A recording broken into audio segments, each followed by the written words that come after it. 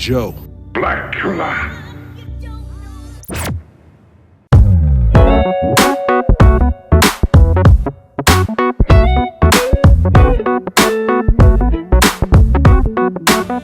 You're just in tune in time for another edition of the thought-provoking, solution-oriented talk show, daring to make a difference in our communities, entitled Focus Talk. I'm your host, Dennis Snipe.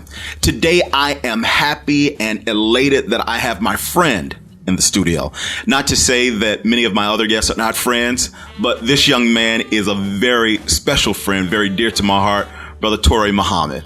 Toure, how are you today? Brother, I am excited, happy, man. I really appreciate, man, seeing you today and just have an opportunity, man, to reconnect. It's been too long. It's been a long time. It's been a long time. Thank you for coming out and sharing some information. Even before we sat down, I was telling my producer, he said, "Do you know Toure Muhammad?"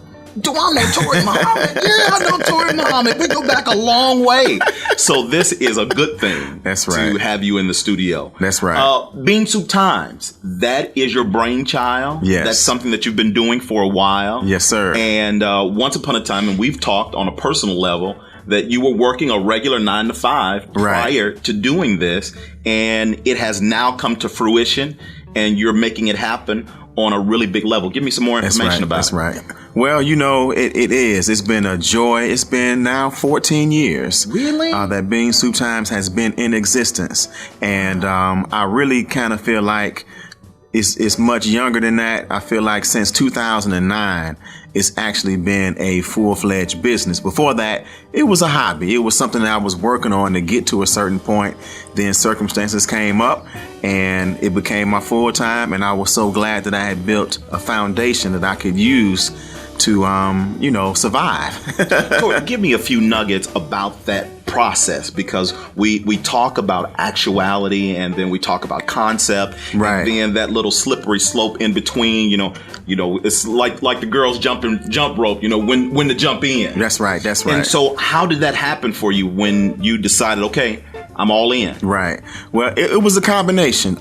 It was me saying, okay, I know I need to start this. So, of course, that first thing in business that you have to do is when you decide on an industry and a product or a service, you got to do your research. You have to do your research to understand the industry, understand the business that you're getting into. But that's a caveat. That's a dangerous, that beginning stage is so dangerous, because you have some people who stay in that study stage for 5, 10, 15, 20 years without any movement, without any, getting a business license or, really developing the product. There's no movement. So you want to study your industry, but not just stay there. So you do your study, but then you have to start making those steps towards progress. So you put your things in order. Okay, I have to, of course, if it's a product that you're selling, then okay, let me start getting the ingredients I need to make the product, right? You make the product and you get out there into the marketplace and see. You have to test it out and see, if people will enjoy the product, if it's something they're willing to pay for, how much they're willing to pay for it, right? So you have that learning process. Now, if you can be doing these first 2 steps while you're working somewhere else and making sure that your family's taken care of, you can eat and all that, that's a wonderful thing. Some people don't have that choice. They, like some of our brothers and sisters, unfortunately, maybe they're coming out of jail and nobody's giving them a job, so they don't have a choice. They have to go out there and do it a certain way. But if you don't and you have that job, you stick with it and you stay there as long as possible. Now, I'm going to tell you something that George Frazier told me many years ago, the guru of networking in our community, right? Okay. He tells college students, he says, when you graduate but you want to be an entrepreneur, don't go straight into it. He said, go work in corporate America. Go and learn the business. He said, make your mistakes on their dime. That's good advice. Right? So then when you're ready to branch out on your own, you have the wealth of the experience you've learned there, and whatever mistakes you made, they paid for it and not you, as your own business. So those are some of the first things you got to do. And then, of course, the hardest thing is to figure out that time when it's time to leave what you're currently doing. And this wasn't necessarily my situation, but I always suggest to people that you want to have your business equaling the income of your current employment. And when it equals it, and then you get it just a little bit above, now it's time to walk away. But if you're only making 25%, you want on both tracks. Okay. That's the best case scenario. Of course, again, sometimes circumstances and events may not allow you to do it like that. But if you can get your part-time business, your home-based business, your passion and your love to where it's generating the same amount of income that you have in your current employment, then that's when you leave. Okay. All right. And right now I'm listening, and there are a whole lot of things going through my head even as we speak. But I'm sure it's possible. Now, how gratifying, how rewarding was it for you after you left and you were doing your own thing and like, hey, I'm the head bean. Right. Now. So now this is a good segue, right? Because it's based upon the individual, and of course you have to look at what you have.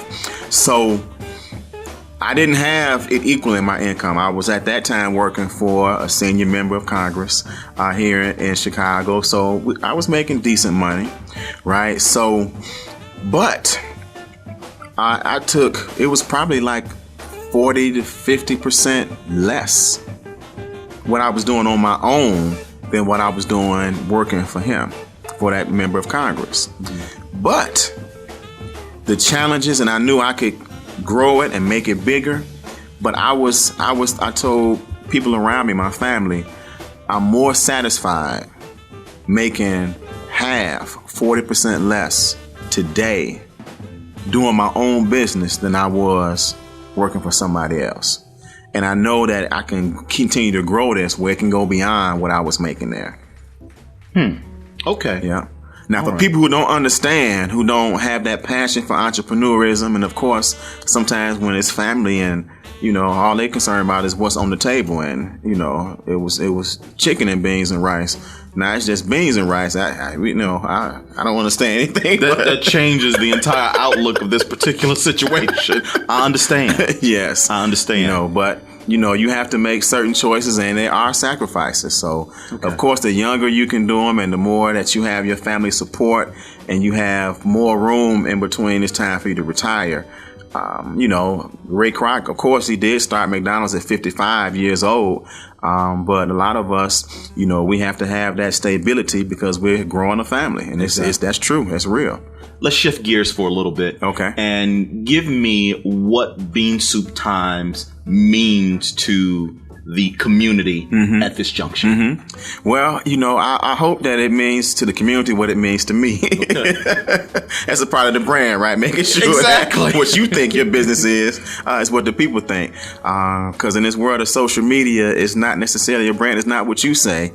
It's what the people say now. And it's so easy for people to have a certain perspective and share it. So, but what we do at our core, we create opportunities for people to share their message. We love to share news and information that's relevant to our community that will inform and empower. We throw entertain in there because, you have to capture people's attention, of course. So we inform, we entertain, and we empower. And we hope that we have been able to do that in the various phases of our business. We started out when email was the hot thing, right? When people were just getting Hotmail and Yahoo email accounts and AOL. But we started out with an email to 50 people. Then we launched a website, but we were still in that stage where print was still the stronger medium in terms of, between print and the internet. The internet was still new, basically. So I moved from quickly to having a print newspaper in 2001. And then, 2002. So we were primarily a print publication, and the website and email was the secondary component. Until I got to a certain point where people were willing to pay for the email blast more than they were willing to pay for the print version. Okay. The print was monthly, so it took a lot of time, of course, between publications. But when I sent out an email for somebody promoting their business to my email database, which had grown from 50 to probably around 6,000 or 7,000 by that time, they were like, look, immediate results. I send an email out, they're getting calls back within 20 minutes of me sending the email out. Really? So it just changed the whole game. I was making more money online than I was with the print. So I discontinued the print. I see. So now where can we find the publication? You can go to beansouptimes.com. beansouptimes.com. Now, let's talk a little bit about receiving germane information, being able to deal with information that's for me. Right. Is that difficult in this day and age? It's a challenge. It's easy and it's hard at the same time, right? Okay. So it's easy because, I've been trained as a journalist, so I know how to look for news and, find interesting things. But because of the internet and social media, it's so much stuff. It's so much noise floating through that, now you have to really sift through so much to really see what's relevant and what's real. People get caught up in passing on information that is not true when it was originated, so you have to be careful to make sure that you're using those core journalistic principles of, what's the source and finding the core of it, so that you can, share on that information. And then sometimes you, of course, have to counter what's out there and say, no, this is not true. Here's the origin of it, and give people information to not run off on the deep end about something that's not true. Toure, give me a little bit of information about your background. Mm-hmm. Well, sure. Of course, as you know, I'm a writer. I started off as a print journalist for the Final Call newspaper. After about 6 years there doing I probably did over 300, stories relevant to Chicago or to black folks in general. Got a chance to just meet some incredible people. Then I went from there and started working for some nonprofit organizations, some advocacy groups, the National Interfaith Committee for Worker Justice. I went to Service Employees International Union, the international one and local one.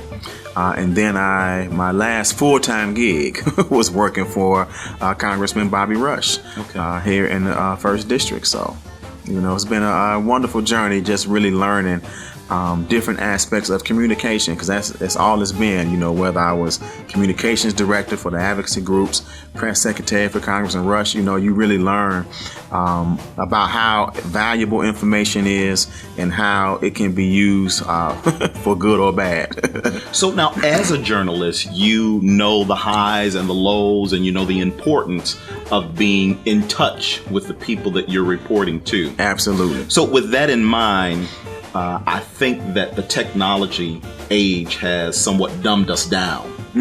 And the personal touch has gone from our regular conversations. Do you think it'll return anytime soon? And if it does, when? Well, I don't know how. I know there's a need, right? For example, I received a card from my mother. She sent me a card for my birthday. It came in the mail. It was, she designed it by hand, and it just really touched me because she took the time to do something that was real personal. My birthday is March 14th, 3/14, right? So she had something relevant to pi and mathematics in it, just really just personalized. And so when you get something like that, it really touches people. And because we don't do that anymore, we get the emails, you appreciate the acknowledgments on Facebook, and, you definitely are grateful for those.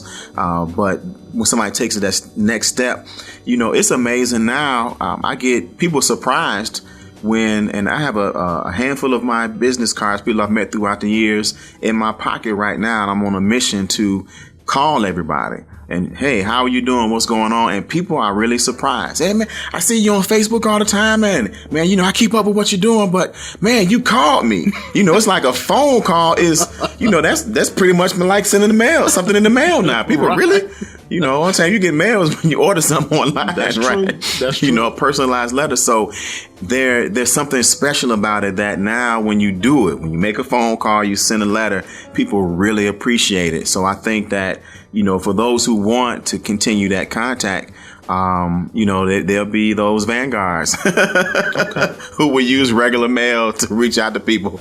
Most definitely. Because I still like to write, and send letters and that sort of thing. Yes. But it's tempting because you can hit a few keys, right, and then you can send one particular greeting or salutation to a group of people. Exactly. But exactly. The personal touch is missing. It is. And we have to, the technology is wonderful. It helps us to do a lot more in less time. But we should be using it so that we can have more time for that personal touch. Exactly. And I'm guilty of it. I know I am. I use it to sometimes. My wife had complained sometimes. She said, would you I'm here.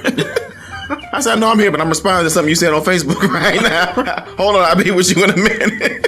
And like as we said prior to the interview, I pass you in the hall and I go back to my terminal and send you an IM or an email to say, hey. Right. That's right. You just passed me in the hallway. Exactly.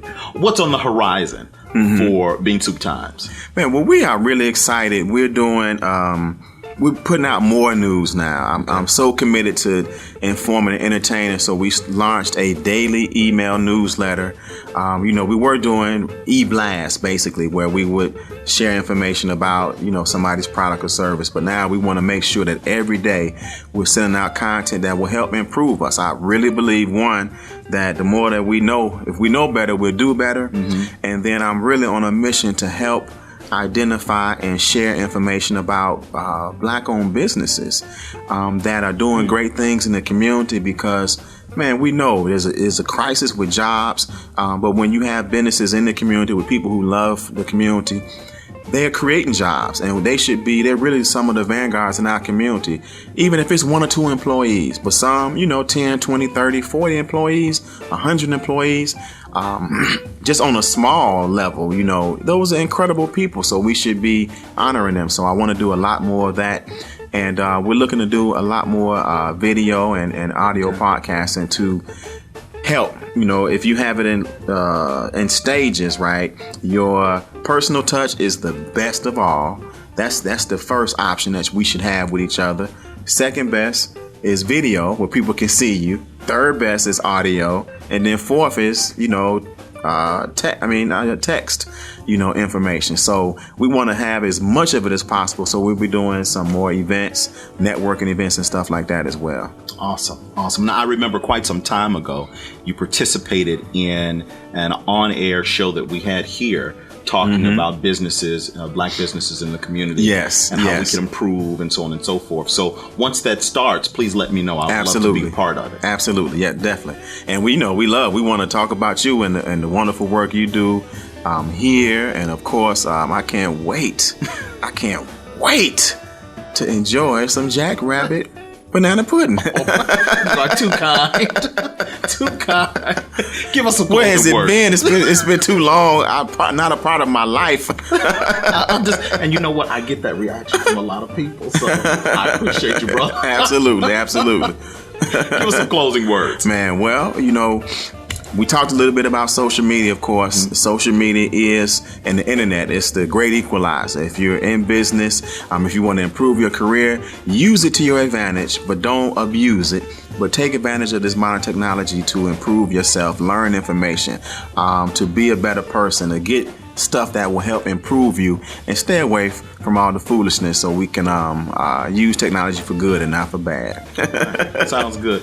Toure, it has been a pleasure. Man, always, brother. Yes, sir. And I really appreciate you. And so therefore, the next time we get together, it won't be in front of the microphone. We have to get together and break bread. Just break personal level. Break pudding. Thank you very much. Yes, sir. And Thank you. I look forward to seeing you at the top. Absolutely. This is Dennis Snipe. Thank you so very much for participating in this edition of Focus Talk. And as always, I would like to leave you with this right before I say thank you to Jonathan Whitaker and also Greg Murray for the wonderful work that they do as far as bringing this program to the audiences. Thank you so very much. In closing, let me leave you with this. Great minds talk about ideas. Average minds talk about events. Small minds talk about people. Make your mind a great mind. This is Dennis Snipe. We'll talk again real soon.